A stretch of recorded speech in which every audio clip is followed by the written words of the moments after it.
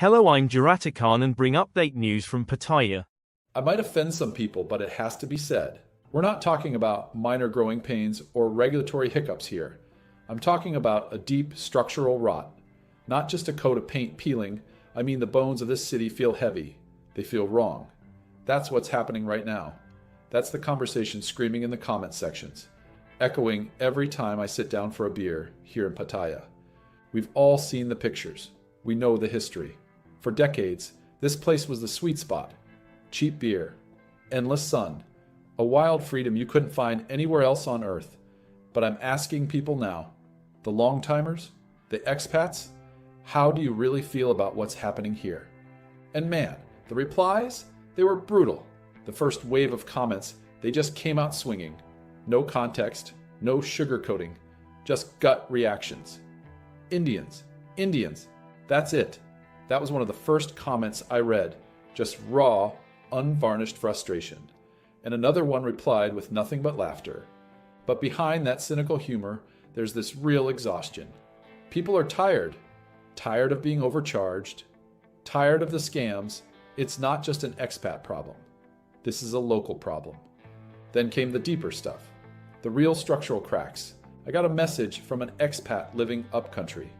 He's been around for years, and this is what he said. I'm sick to the back teeth of hearing the word bot. Every meal, every interaction, it's about money. I'm done being pestered. He's done, he's finished, and he's already moving on.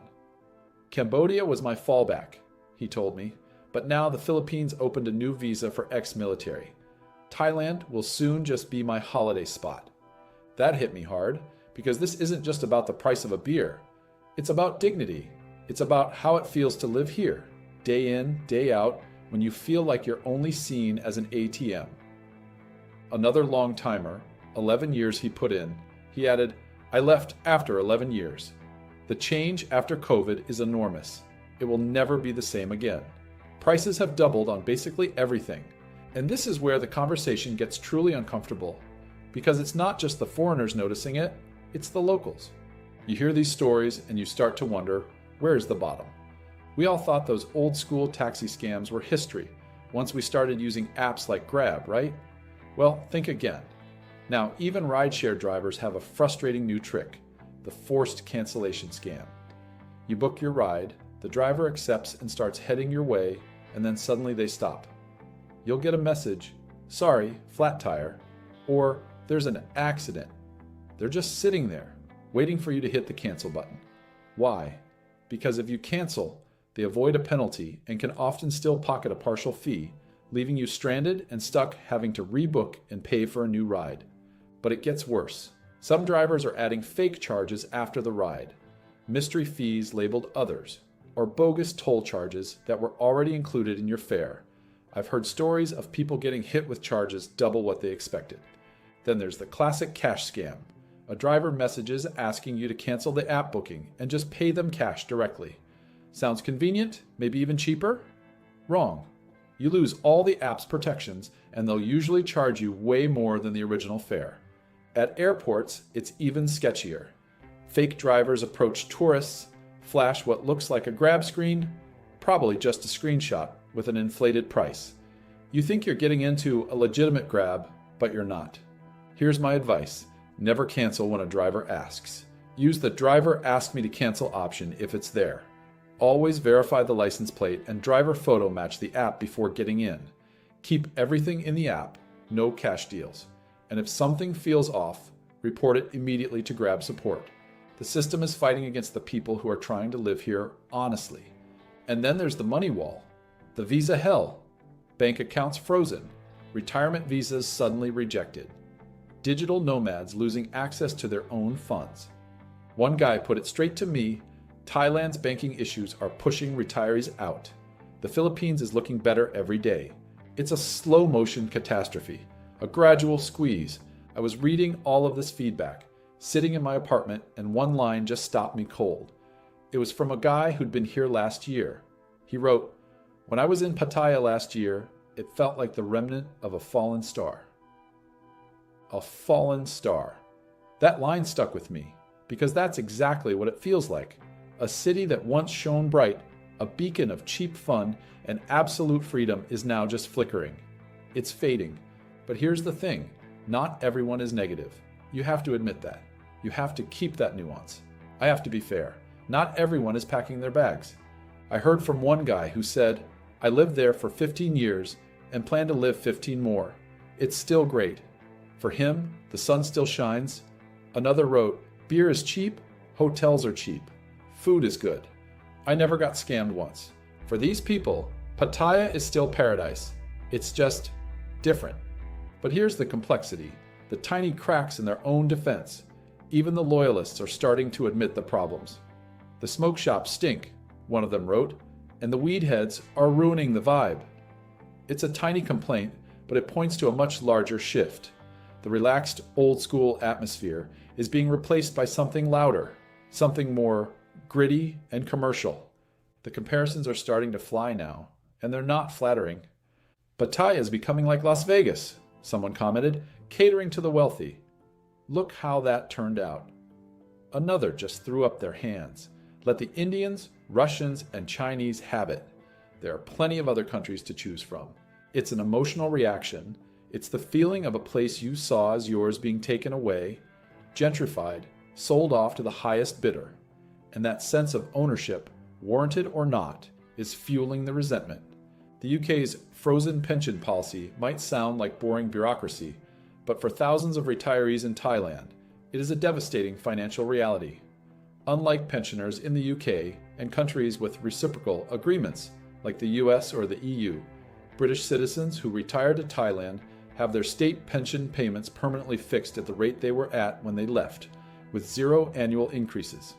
This means that they miss out on the vital triple lock guarantee, which often sees UK pensions rise by over 5% annually to keep pace with inflation or wage growth. For a retiree who moved to Thailand in 2017, for instance, their pension remains frozen at a rate that can be thousands of pounds lower today, leaving them exposed to severe hardship as the cost of living and healthcare in Southeast Asia continues to climb. Meanwhile, the Philippines is offering annual pension increases. It's simple math. It's a financial incentive to pack up and leave. The anger is real. It's bubbling just beneath the surface. But so is the nostalgia, and that's the hardest part to swallow. One guy, I call him a boomer, he wrote this amazing, heartbreaking paragraph. "Boomers had the sweet spot from 1980 to 2020. We lived the 5-star life with our Thai rent-a-wives, cognac on the beach, tiki torches by the pool. Good times.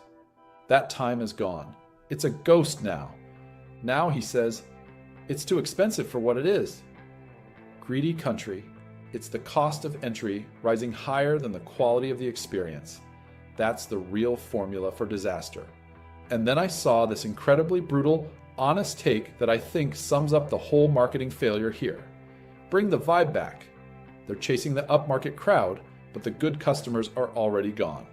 They chased the new money and accidentally alienated the people who spent small amounts consistently, who lived here, who made the city what it was. The bread and butter crowd, even the people trying to defend Pattaya are split. It's a civil war in the comments. One person offered, "It's still okay, just gentrifying." A soft answer. But another shot back with a truly compelling point. Except it's not just Pattaya, it's everywhere. And that might be the most terrifying truth of all. Maybe it's not just Thailand that's changing. Maybe the whole damn world is changing. Maybe the era of cheap, unrestrained freedom for a Western tourist is just over. Maybe the developing world is done subsidizing the good times of the developed world. The pattern, though, is still clear. People are sick of the scams, sick of overpriced rent, sick of the fake smiles that hide a cash register in the eyes. They're sick of paying for experiences that used to be free. They're being sold a pale imitation of the magic. One guy, and I mean he absolutely nailed the diagnosis. Once you go to Vietnam or the Philippines, you realize what made Thailand magical back in the day and why everyone's leaving. The competition is eating Thailand's lunch. Vietnam is cheaper. The Philippines is more English friendly, and the visa/banking situation seems easier for retirees. Thailand is no longer the automatic default choice. It has to earn its visitors now. But of course, there's always that final, unapologetic counter-argument, the one that cuts through the nostalgia and the whining, the one that's probably the most true. If you're unhappy, just go home. There are thousands eager to take your place. And they're right, the line is still forming, the planes are still landing, the city is still breathing. So here's the big question, the one that hangs over every single conversation I've had about this place. Is Pattaya actually dying, or is it just evolving into something new? Maybe it's both. I think the city we once knew, cheap, fun, free, that city had to disappear. It had to vanish to make way for a new version. A version that is, let's be honest, cleaner. It's richer. It's more controlled. The government is flexing its muscle, pushing the nightlife back, tightening the rules, closing the loopholes. It's a city that wants to be seen as respectable, as a high roller destination. But in that process, it becomes less human. It's the classic Faustian bargain. They got rid of the grime and the chaos, but they took the soul with it. They swapped the adventure for a transaction. And the consequence of that transaction is a complete loss of trust. That's the fatal flaw. That's the thing that's hardest to rebuild. As one commenter put it, once a city trains people to stay away, it's hard to rebuild that trust.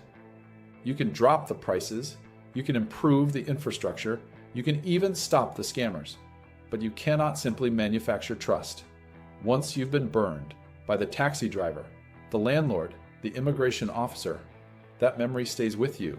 It changes your outlook. Another guy nailed it even simpler. It was the most succinct, devastating conclusion I read. Just 4 words. Pattaya's reputation is cooked. Cooked. Done. A meal that's been left on the stove for too long. So where does that leave us? Where does that leave you? If the prices, the scams, and the crackdowns keep rising, if every interaction feels like a fight for your dignity, would you still want to live here? Would you still retire here?